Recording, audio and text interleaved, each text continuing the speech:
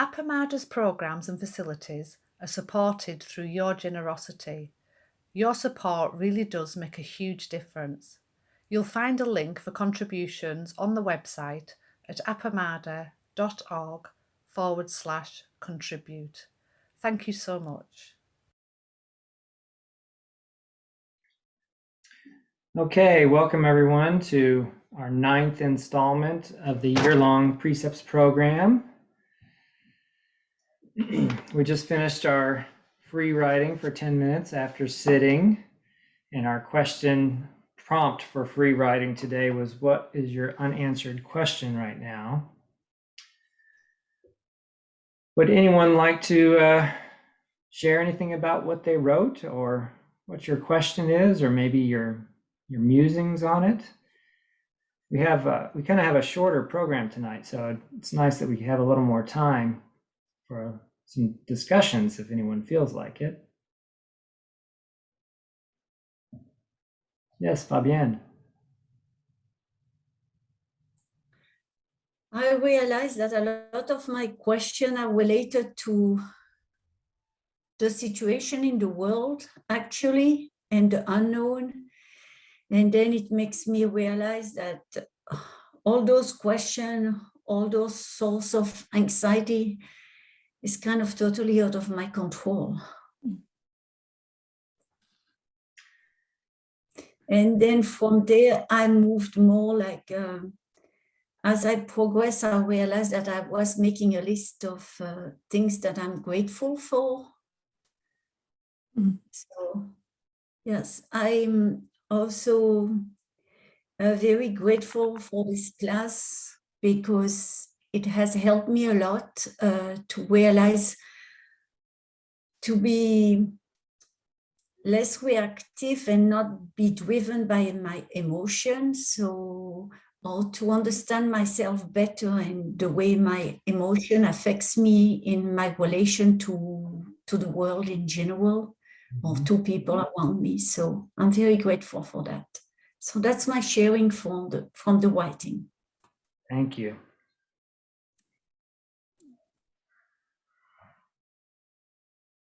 Gratitude practice. It's an excellent practice. I highly recommend it.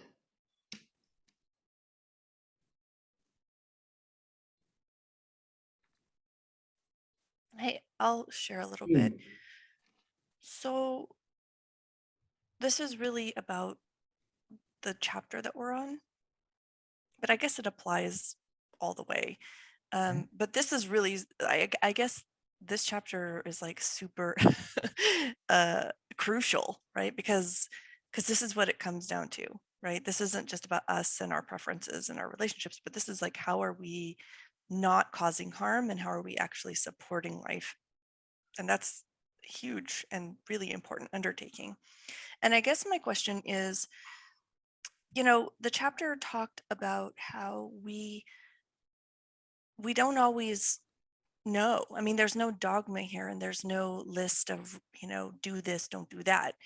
And we have these different, suggestions, these precepts that we live by and, other things in the tradition. But really, it's about being able to assess each situation and make the right choice with what you have, right? To be able to to be flexible enough to meet the needs of each moment. And I guess, my big question is, it's really easy to justify any kind of behavior, right? Like terrible people do terrible things. And if you ask them, they will not say that they're terrible, right? Nobody thinks they're doing something horrible. And you layer on top of that the fact that every single person has their own lived experiences and everyone has their own point of view. And so they might think that doing things a certain way, and we're talking even small things like the way that, how do you choose to spend your money? Like what kind of companies are you supporting or anything like that?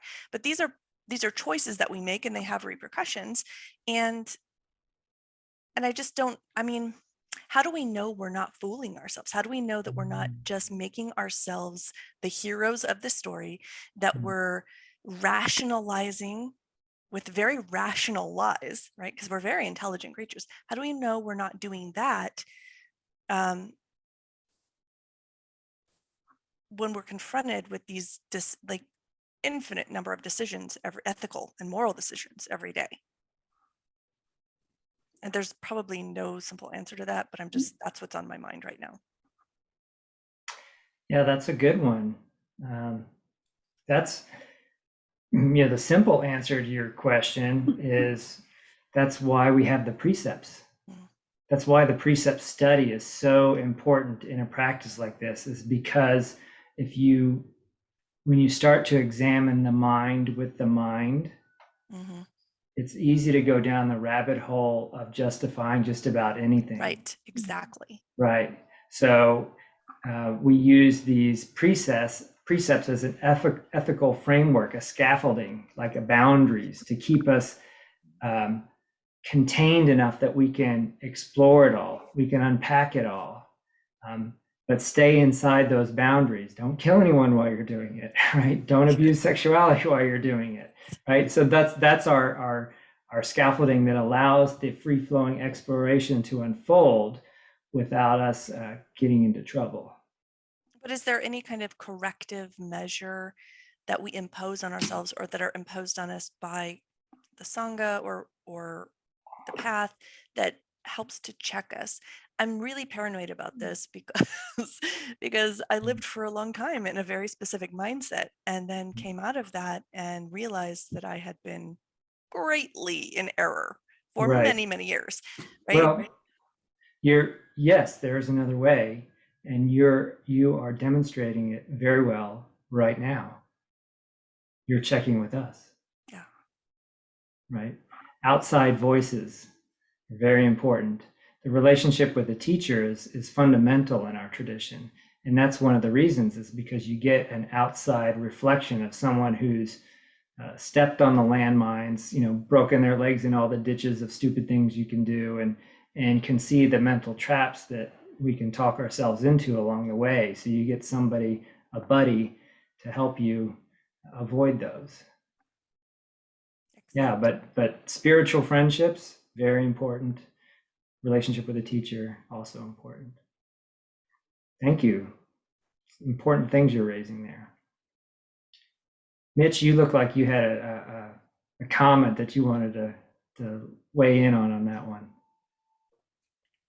Yeah, well, it kind of stuck home with me, because it's like one thing you just said was, I think we are the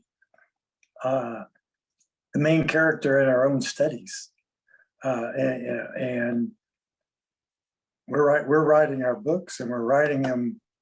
It's about us and how we want to live, and I think that's kind of, I guess you just said it, Todd. It's having someone else to talk to and see what you're doing, and being able to converse with somebody else who may understand, or at least hopefully is going to be supportive one way or another. And I think that's what our community is about. It is a supportive community. And when I was writing, everybody has these deep thoughts, and of course I don't have any of these deep thoughts. For me, mainly what came up, first of all, I want to thank you for this program. I mean, it's been wonderful and very thought-provoking.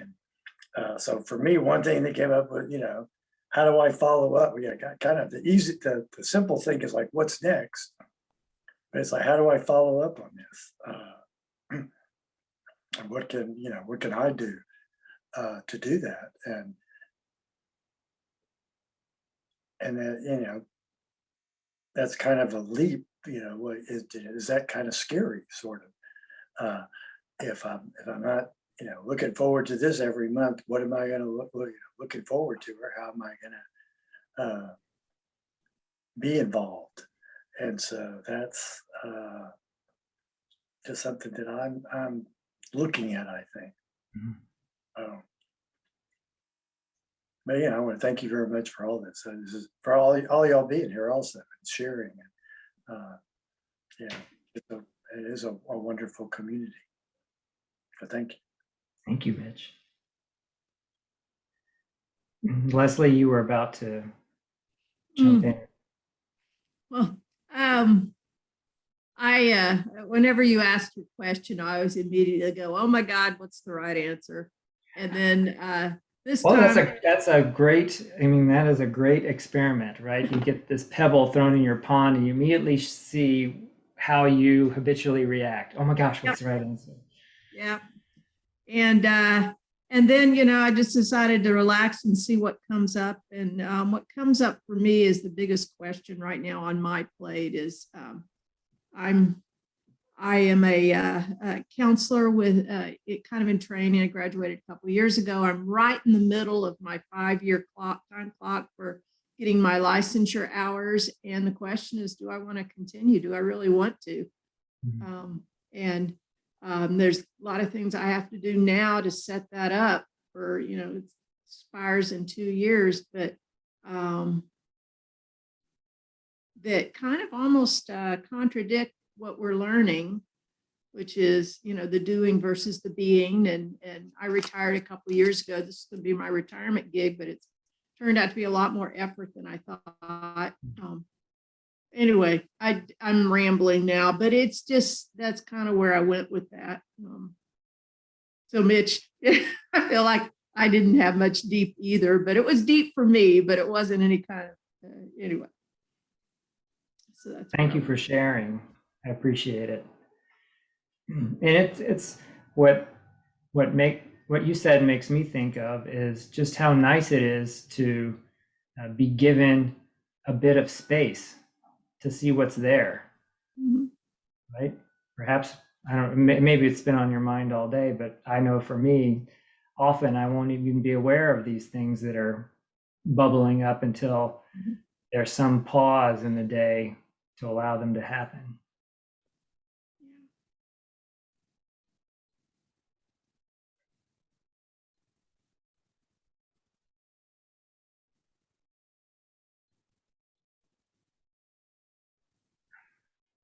Well, if anyone else likes to mention anything about your unanswered question, you can go ahead. I was also going to ask about any reflections from the last month of being out in the world after discussing anger with Robin last month. Any observations or any reflections on about how the precepts in real life have been going for you over the last month?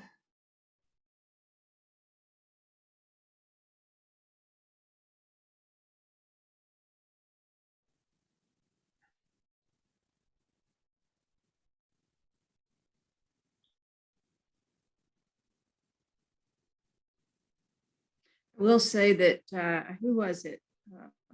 Nathan? His email about tension a couple days ago, that really struck me. And it's kind of along the same line of the anger, but with me, it's the trying not to react. Can you say more about how it struck you? What do you mean?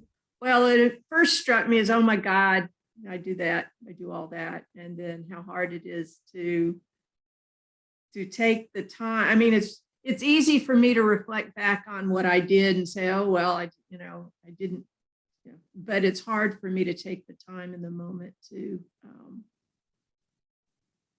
think about that. So that's even a tension in and of itself. So anyway, it's just caused me to think a lot about that.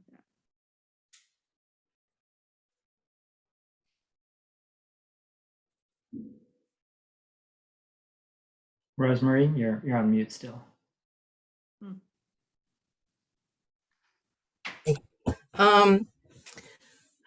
I think I have a hard time with really sitting with the exercises in the book where we're reading the chapter and now here's how you practice, and really just sitting with the questions. And I really pretty much left it to last night. I read the chapter, but the practice part. Yeah, I guess I'm a little maybe anxious about just sitting with what comes up. I did do it last night, but it was not until last night that I guess took the time and decided, okay, let's face this thing. And other precepts came a little bit easier. And I don't think it was this particular one. I think it was maybe a few before, where I went right for it, and it was kind of difficult. It was the one on the substances, but it had to do more with TV watching for me, and it was pretty profound and upsetting. So, but I did get to it. But I think the looking at myself is always happening, and I'm always learning. And my question really, I've had a lot of anxiety today, and my question was, and I was like kind of coming in and out. It gets kind of a knot in my stomach. And the question was, how can I manage my anxiety when I can't get a handle on its source? And when will and someone said this in the inquiry today, and when will I start by greeting it with compassion? And when will I sit and write or just observe what might be happening today? Something like that. And then I was writing about when it went away and when it came back. It actually went away when we were sitting just now. So that was interesting. I guess that's a teaching right there. So yeah, one of the most interesting things that I've noticed when sitting is the Buddhist teaching of impermanence, and how quickly these things will come and go, and how it can change 5 times in a 10-minute sitting, the emotions and the thoughts. It's kind of wondrous. Where do they come from? Where do they go?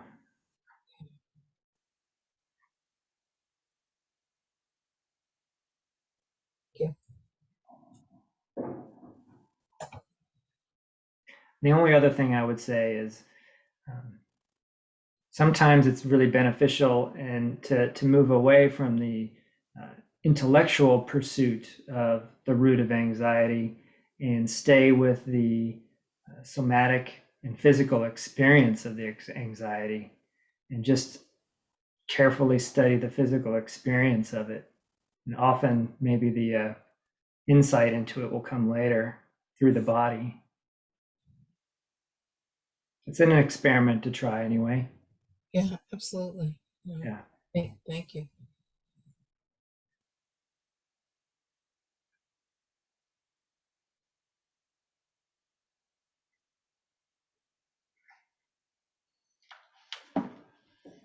Last call. Anyone else?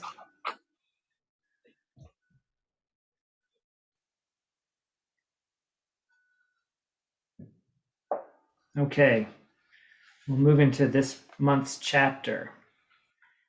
Chapter 12. I take up the way of supporting life.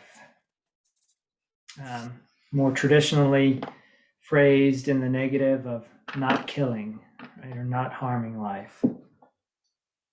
But I like the positive phrasing of this one, because we can start with a basic question that if you start observing how not to kill, how does one not take a life and survive? It's not possible, is it? Right? We start right there. We as human beings, it's not possible for us to survive without taking life. We can be vegetarian, that's maybe getting closer, right? But we're still going to be destroying plants, a life form, in order to survive. This is the nature of our being.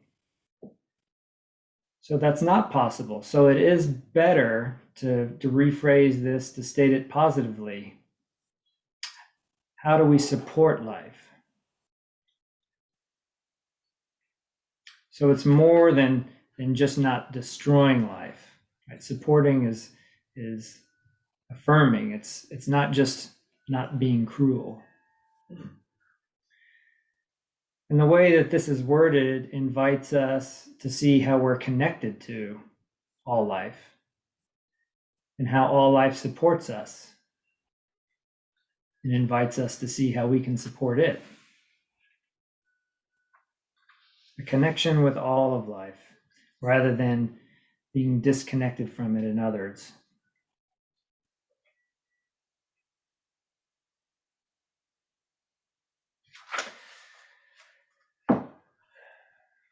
So, from the second page in the chapter, third page, I'm going to read a little paragraph here.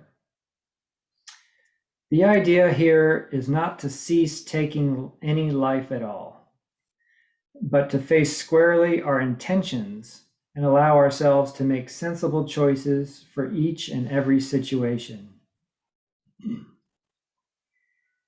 In this way, we learn how to support and embrace all life. To take up the way of supporting life is to do the best we can to be open to and to preserve life whenever possible, and to be clear and present in those times we cannot. I take this precept not as an injunction to never kill, but as a directive to become more directly aware and present to the unquestionable life force in all things, and why we intentionally or unintentionally ignore it and interrupt it.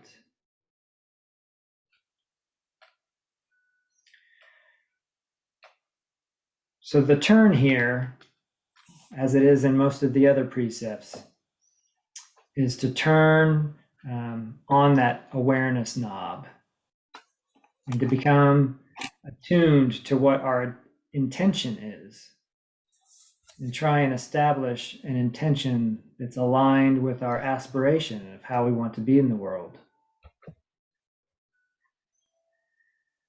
So there's no answer to this riddle. How does one survive and not take life?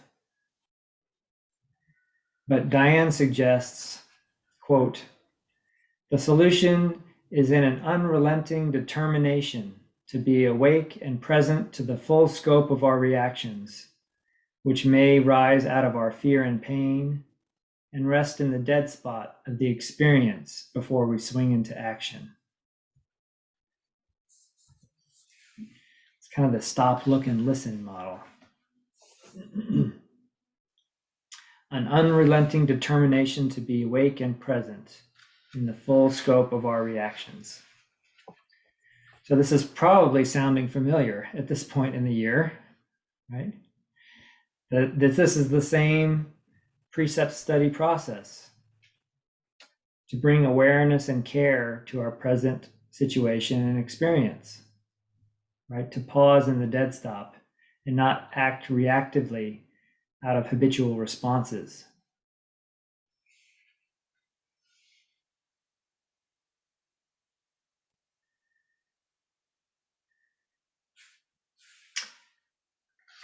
So in this chapter, she covers a wide range of examples, from killing bacteria, putting antiseptic on a cut on yourself, right? To ensure that you don't kill yourself from a septic shock or infection, but yet you're killing all the bacteria. There's no black and white. She starts with that small example and goes all the way into abortion and euthanasia, very difficult subjects. Asking the question, what is right action in this situation? What is right action in this situation? This puts us in the Bodhisattva practice hall, right?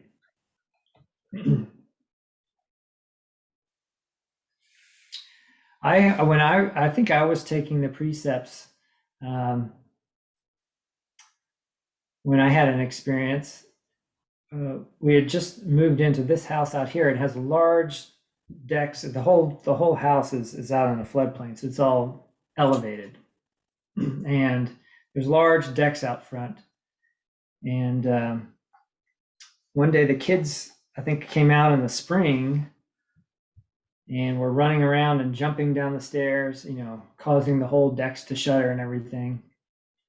And before we knew it, there was huge swarms of wasps. Over whatever time period it had been since we'd been out there at the front, lots of wasp nests had nested under the deck. And the kids were jumping off the stairs right on over, the boards that the wasps had nested on. So my two little boys, they were probably 5 and 7 at the time, run screaming, and there's, dozens or hundreds of wasps chasing them. And so I went to Peg and I was like, what do I do about that situation? Thou shalt not kill. There's never a clear answer, right?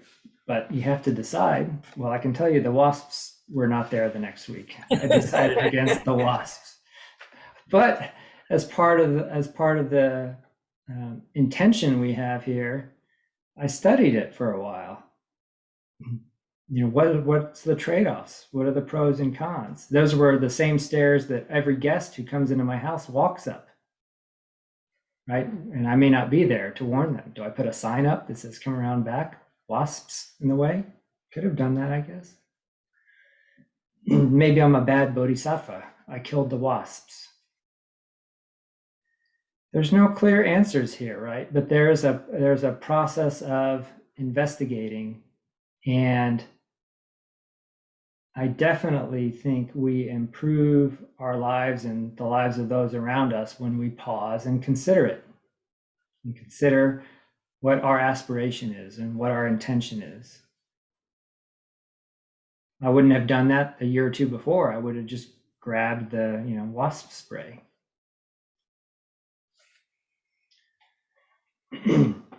So there's no black and white rules here, as Q was saying. We long for these laws and rules to make things black and white and clear. Mitch would know something about that.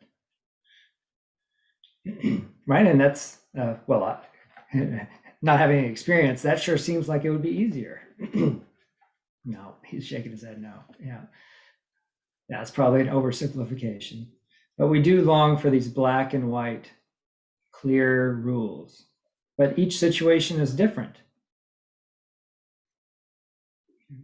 If we did a thought experiment, right, a little exercise, each one of you could probably come up with a situation or a scenario where taking life might be the best course of action.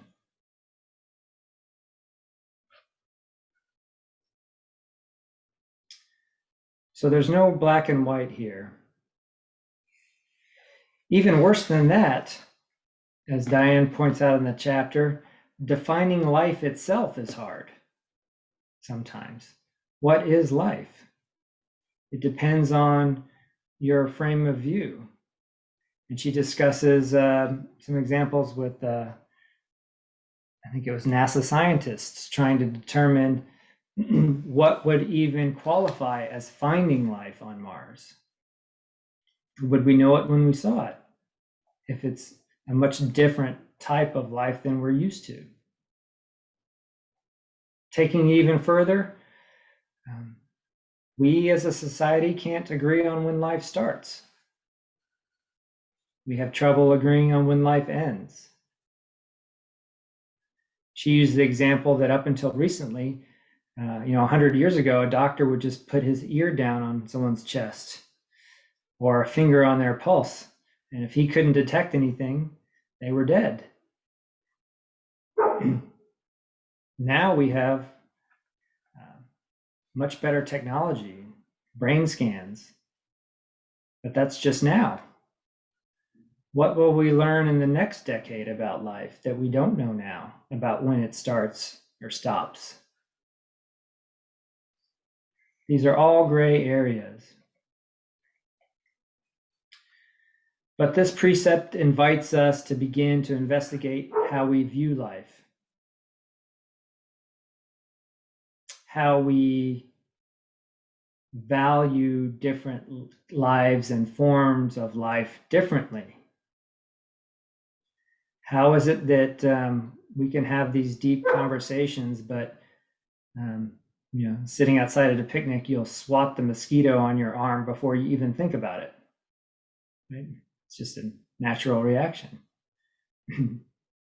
I think most of us, value the life of a mosquito less than we do our puppy. Where does that come from?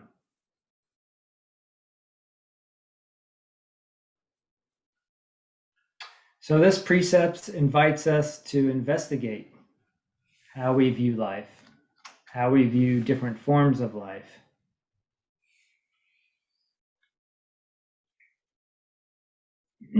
And investigate in the opposite, the mind of killing.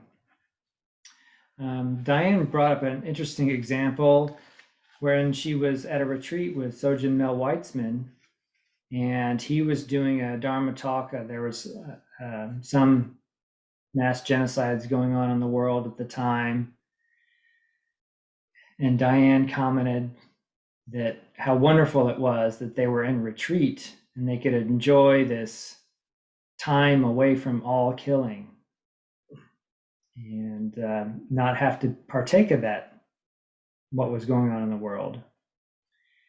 Then later that evening, her job was Tenzo, to feed all of the practitioners. Tenzo is the head cook at a monastery or at a retreat. And she mentioned to Mel that she wanted to cook Swiss chard, the green vegetable, and asked him about, harvesting that for dinner. And his response back to her was, sure, go murder all the Swiss chard you want to feed everyone. Just putting that, needling her a little bit, saying, you think you're going to be here and never kill anything by being in retreat. Just pointing out that gray area that we're always taking life in some form. And that's pointing to the mind of massacre itself without allowing the object of what is massacred to interfere with the investigation. That's an interesting comment to me, that it's useful to look at the state of mind, the thought of mind that leads to devaluing life, that leads to killing, ultimately, if you let it go so far, without looking at the object of what would be killed and valuing it, just looking at how we think about it. That can be enlightening.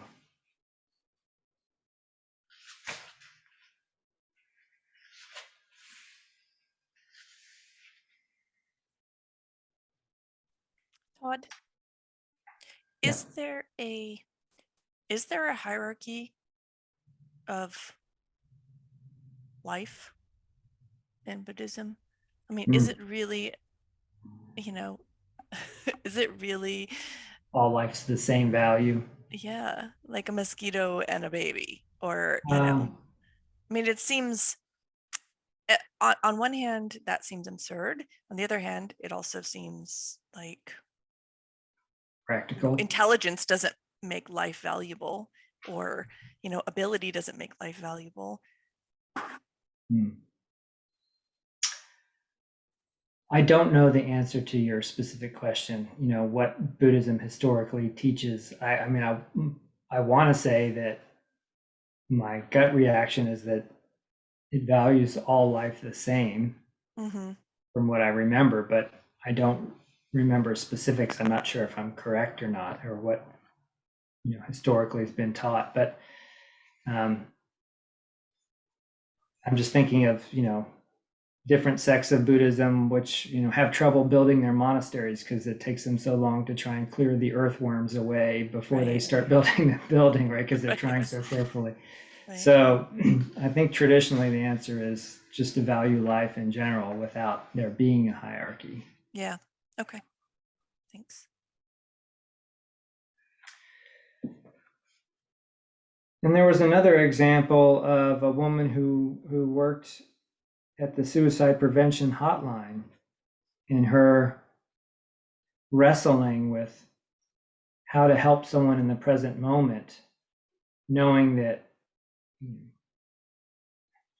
depressed individuals or people that are going through some trauma like that, even if she does convince them not to take their own life in that moment, but there's a very good chance that the next day or the next moment or the next week they will.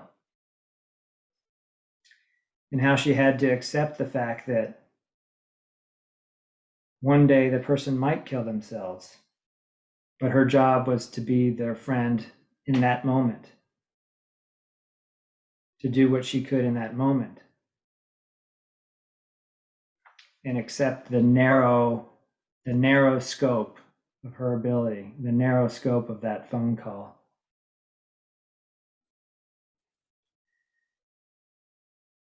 And she gave it a term. She called it the tense present.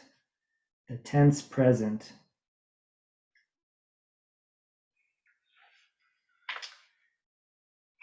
So the key point is, whatever the situation, you have to act in that moment, in that tense present. You don't have the luxury of knowing the future or acting in the past. In the tense present, without the knowledge of knowing what will happen next.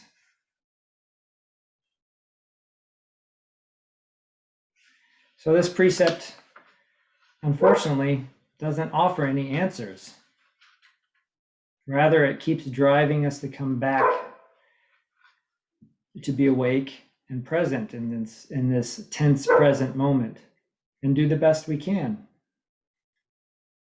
while maintaining our intention to support life. And I think that's the key to this particular precept, is it keeps bringing us back to the present moment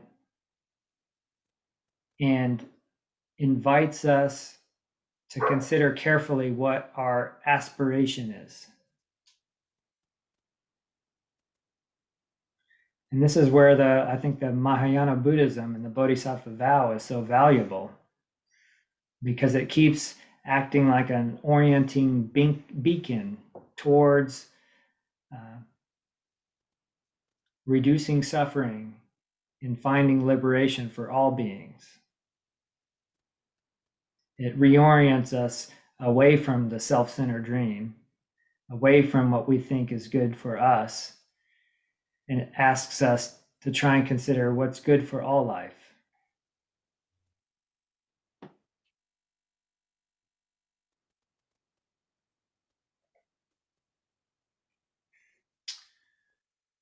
So I'm going to pause there for any comments or questions. Mitch? One thing that it kind of brings together for me is it brings together a lot of the precepts, and it's just, for one thing, it's just being present for others. If it's kind of, so overall supporting life, but sometimes just supporting people and just being there, just being there with them or sitting with them can be a way to support them and be there for them. And I think that will help sustain. You never know what people are going to be needing, but sometimes just being present and being willing to listen is, I think, life sustaining and life supporting. So I like to think of this not just, like you said, not killing. I like it. How do you support life? And part of that, I think, is just being present. Mm-hmm. Thank you. Yes.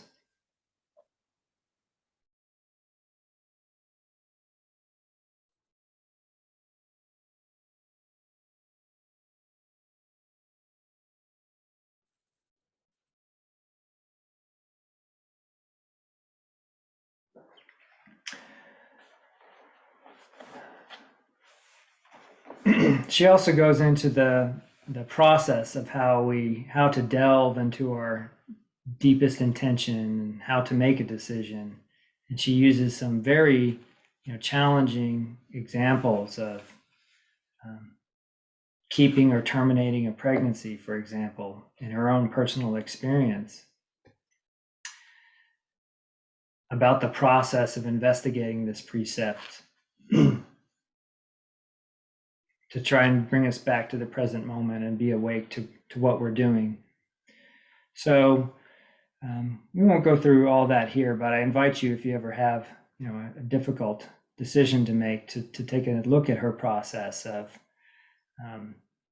it's very practical. Like most people would begin with making pros and cons lists, but then using that as a jumping off point to try and investigate our personal agenda, to try and investigate how we're looking at things from a self-centered view, try to make those personal agendas more conscious rather than habitual, making lists without judgments, at least at first, to try and slowly uncover how we're thinking about a situation. And then once that's done, we can later come back and see how these pros and cons might be driven out of self-concern, and see how they are or not connected with supporting life,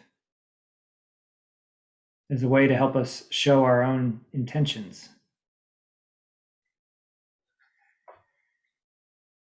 And then at the end, moving from intention to experience, to deepen our experience and rest in our physical world, to notice the feelings that arise, to awaken to our own personal experience, and notice the thoughts that arise. So it's very similar to the process, the investigative process of the other precepts, but I think it is it's a good one to revisit if you ever are in a very challenging situation.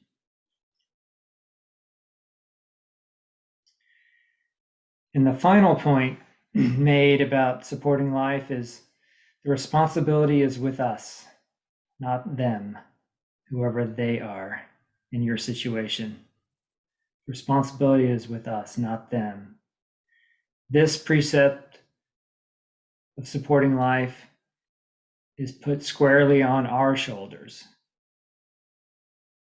Our awareness, our intention, our aspiration that ultimately lead to our actions. Stopping the war or the battles begins with us.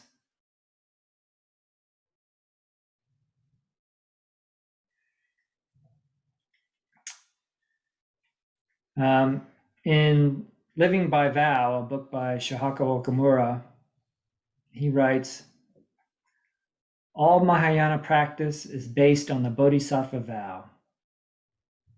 The vow has two aspects: becoming a Buddha and helping all beings become a Buddha. These two cannot be separated.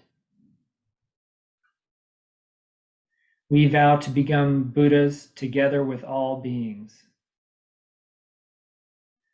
The Bodhisattva Vow is an essential point in Mahayana teachings and practice. Vow is essential for all bodhisattvas. In fact, part of the definition of a bodhisattva is a person who lives by vow instead of by karma. Karma means habit, preferences, or a ready-made system of values. As we grow up, we learn a system of values from the culture around us, which we use to evaluate the world and choose actions. This is karma, and living by karma. In contrast, a bodhisattva lives by vow. Vow is like a magnet or compass that shows us the direction toward the Buddha. So what he's calling out there is that ready-made system of values, the rules that come from your culture, right? That's karma. The Bodhisattva Vow is that orienting beacon towards awakening, towards supporting life that doesn't have a pat answer, but it has a direction. It has an intention, for sure.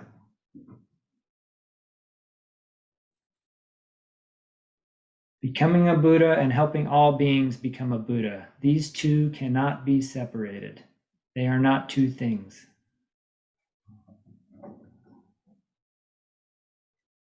We vow to become Buddhas together with all beings. To me, if you want supporting life in a nutshell, there you go.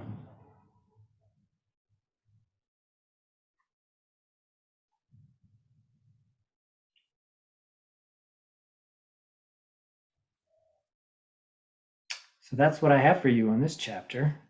Any reflections or arguments, discussion topics?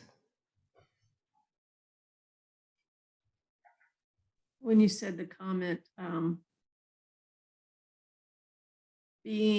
stopping more begins with us, or something like that. I can't remember your exact words. That again, I feel the tension with that. It's like, well, what can I do? Anyway, I just was curious if you would expand a little bit more on that. You can't have a war with one person. So you mean kind of symbolically making things right in my own life? Is that what? I mean, when you said the war, I'm like, I immediately go to Ukraine. It's like, what am I going to be able to do about that? Maybe the wrong metaphor to be using these days, but I'm talking about more the internal battles and the fighting with ourselves and others, and that we have the responsibility, because we get to choose how we react and we get to choose our actions.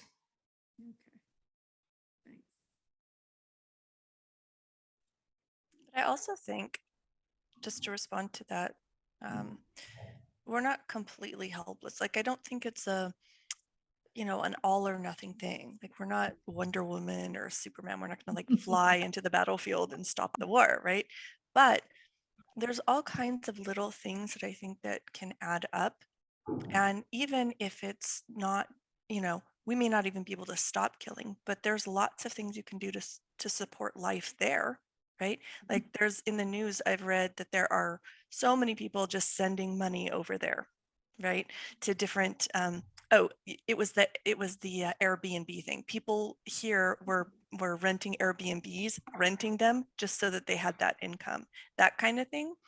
And I think because we are in a democracy and we do have access to people who make those decisions, that's also a thing that we can do. I mean, we don't have to labor under the illusion that we're going to solve all the world's problems. But I think when you look at it and the choice is, should I do nothing, or can I do these few things and hope that everyone else is doing a few things and that will make some kind of difference? I think that's where I land and things like that, because otherwise I get so overwhelmed. Like, I lose hope, and then I'm useless to myself and everyone else. Makes sense.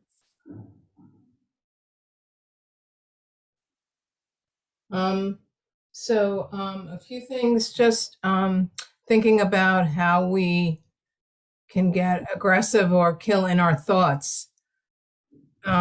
Just, ill will, negative thoughts about others or even about ourselves. That counts too.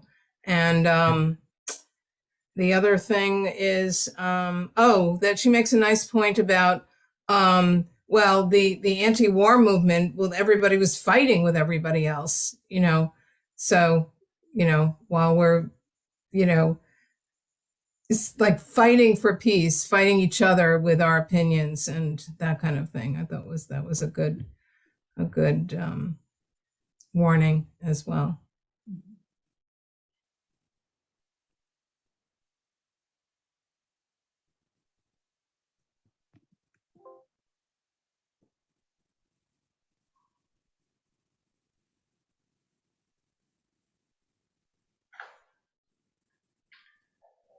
Well, if there's nothing else, we were gonna, there was a suggestion made that we could review a little bit about the learning record with some of our extra time here. So we're just gonna take 5 or 10 minutes to do a little refresher on the learning record, because I think there were some questions about how that's supposed to work. So I'm gonna share screens here for a minute.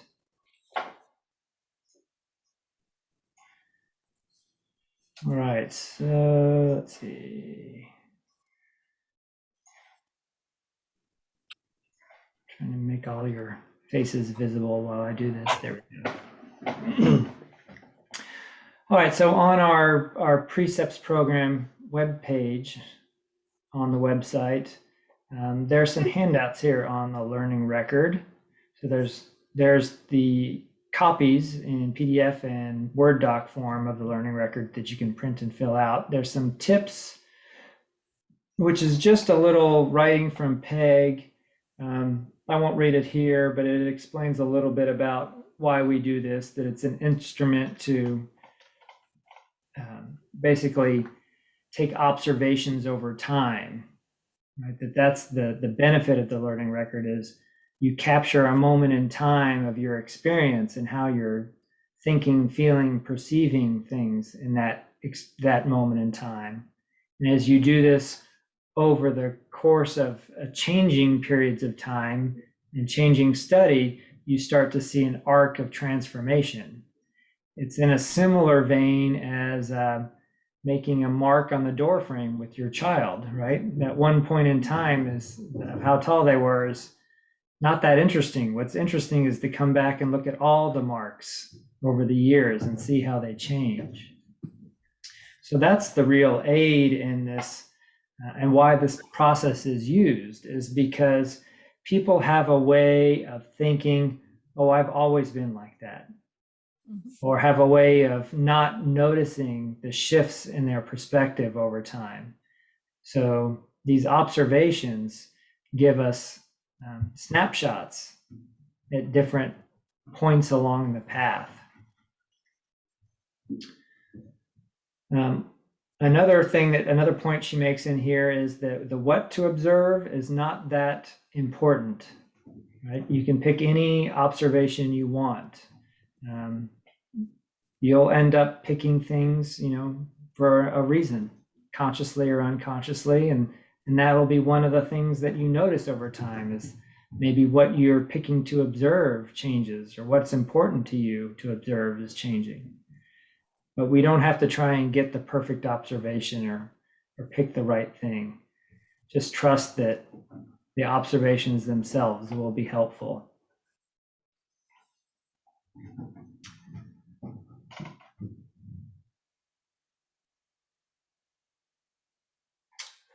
Here's one that's worth reading here. This process is self-actualizing. You don't need to have any idea how to use these mindful observations at first. The process of regularly noting our own experience, however, with this fairly focused and precise instrument, teaches us how to use it best for each individual person. That's why we don't specify any content, but rather invite each person to discover what can be learned through it.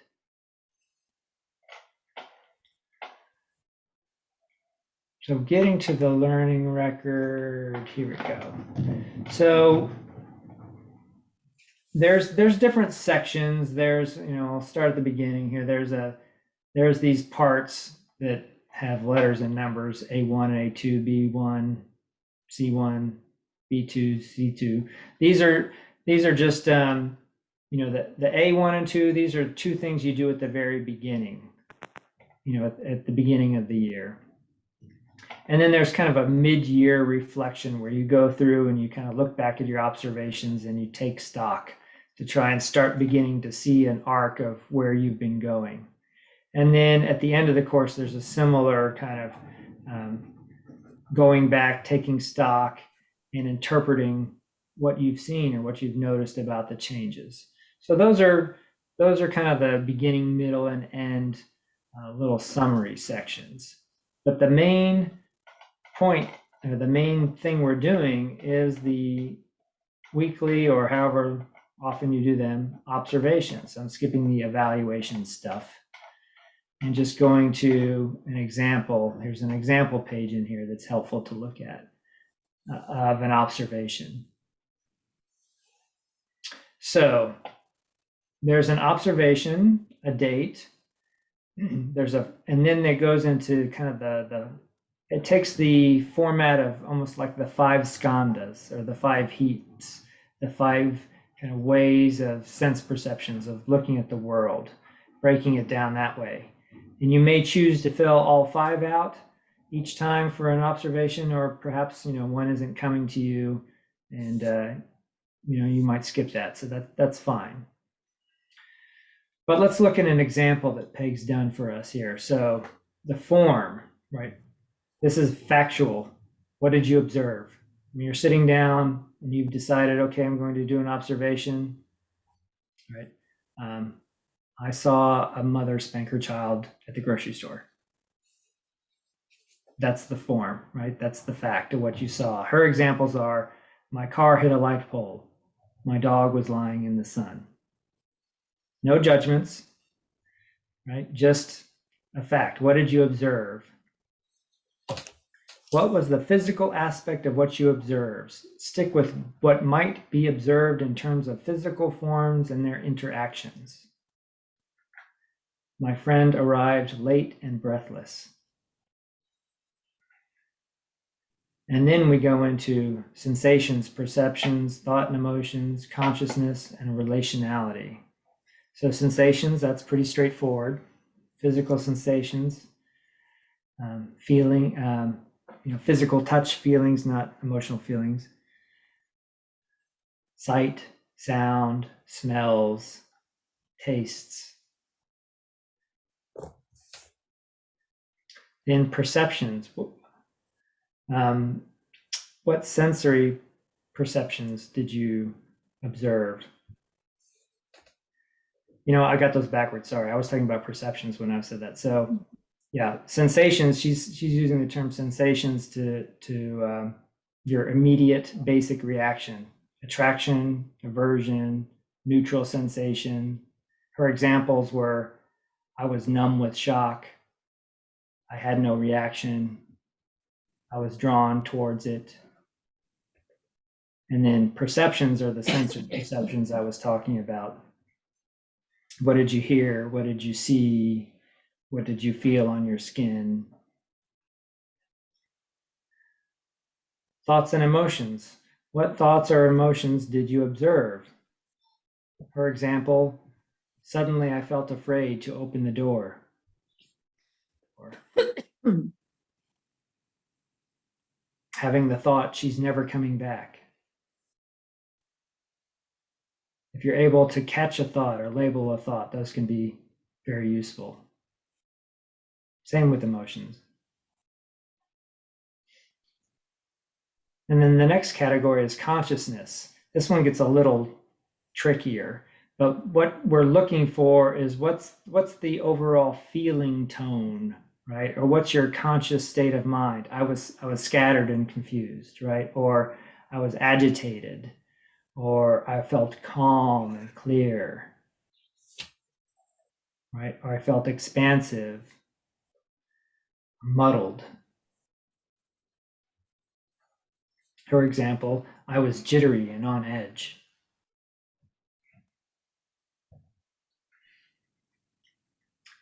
And then finally, the relationality of it. What was the relational quality of what you observed? Did you notice how your activity or interactions affected the connections in the situation? So it's all about relations and connections. Healthy attachment or attunement, connectedness. For example, he calmed down and breathed a sigh when he heard what I said. We started laughing at the same time. She stared out the window, would not speak to me.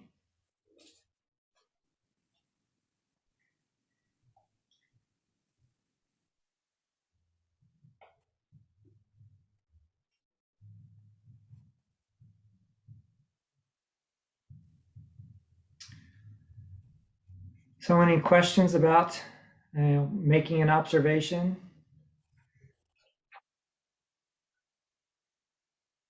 This is very helpful, Todd. Thank you. You're welcome.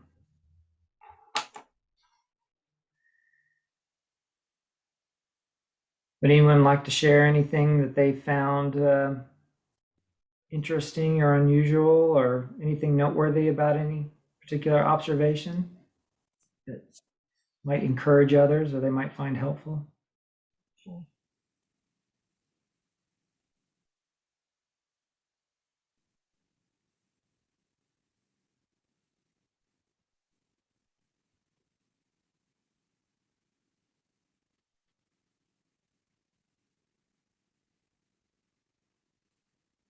Okay, that's okay.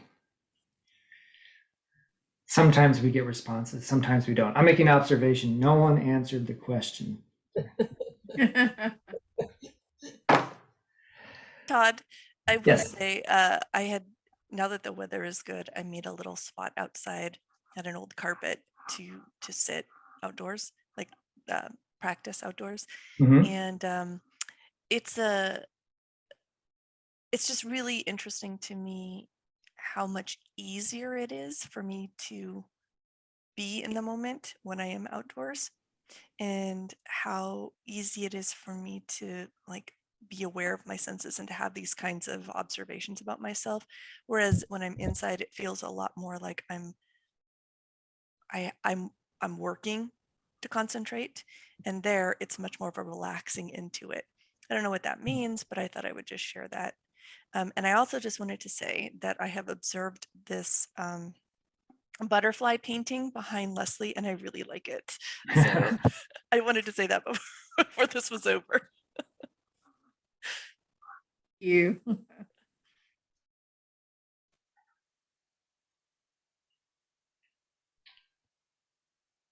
But I also, Amanda, or Q. What do you want us to call Q or Amanda? Q? Q is good. Okay.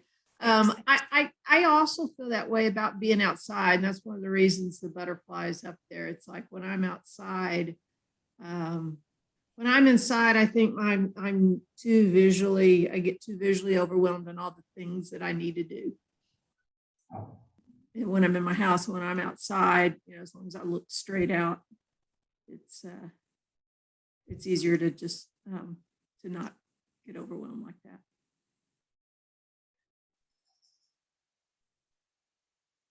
If you've ever taken one of your pets outside, like we have guinea pigs or cats, and the minute they go outside, you can just see that they're just there's so much new stuff out there, and they just get really still, and it's all kind of, you can tell they're like experiencing the sights and the smells and the feeling of the sun, even if they can't express it. And I think that that's really fascinating. I think that's so interesting. And I feel the same thing happens to me when I go outside, right? That happens to my pets, where I like step outside and I feel a breeze, and it's just all of a sudden I'm like quiet and experiencing all these things. And I don't know. I mean, I guess part of that is that we are of the natural world. So maybe we're more inclined to be present there. But I have noticed that. Yeah, me too.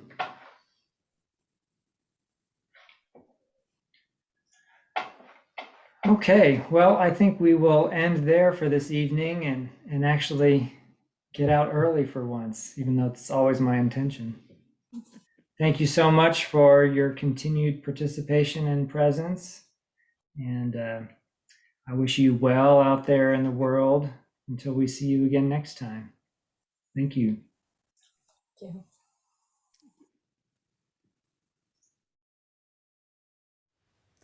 Appamada's programs and facilities are supported through your generosity. Your support really does make a huge difference. You'll find a link for contributions on the website at appamada.org/contribute. Thank you so much.